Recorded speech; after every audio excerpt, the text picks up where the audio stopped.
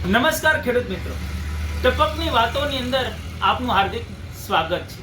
આજે આપણે આઈ ખેડૂત પોર્ટલ ઉપર જે ઘટકો મૂકવામાં આવેલા છે તેની આપણે ચર્ચા કરવાના છીએ અને આ વિડીયો આપ પૂરેપૂરો જોજો તો આપને ખ્યાલ આવશે કે સરકાર દ્વારા કઈ યોજના મૂકવામાં આવેલી છે।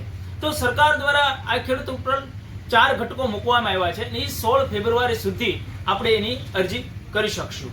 એમાં 4 ઘટકોમાંથી પહેલું ઘટક એવું છે કે પંપ સેટ છે, જે 3 કેટેગરી 3 વિભાગની અંદર વેચવામાં આવ્યો છે।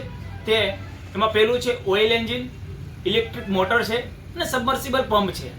આની સહાય ખેડૂતને હોર્સ પાવર ઉપર મળવાપાત્ર રહેશે। ચાલુ નાણાકીય વર્ષ છે એમાં જે ફંડ ફાળવવામાં આવશે તે પ્રમાણે એને મળવાનું રહેશે। બીજું છે વોટર કેનિંગ પાઇપ, એટલે એચડીપી પાઇપ અને પીવીસી પાઇપ એ ખેડૂતોને પ્રતિ મીટરે સહાય મળવાપાત્ર રહેશે। મહત્તમ 15,000 રૂપિયા ખેડૂતોને એની સહાય મળવાપાત્ર રહેશે।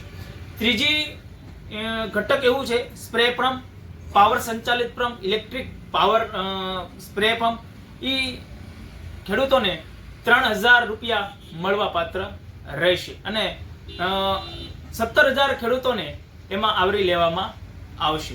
ચોથું ઘટક છે તાડપત્રીની અંદર 50% સબસિડી અથવા 1250 રૂપિયા મળવાપાત્ર છે અને ચાલુ નાણાકીય વર્ષની અંદર 60,000 ખેડૂતોને આ અરજીઓ કરે તો એમાં એને 60,000 ખેડૂતોને અરજીનો લાભ મળશે અને ખેડૂતોને લાભ મળશે।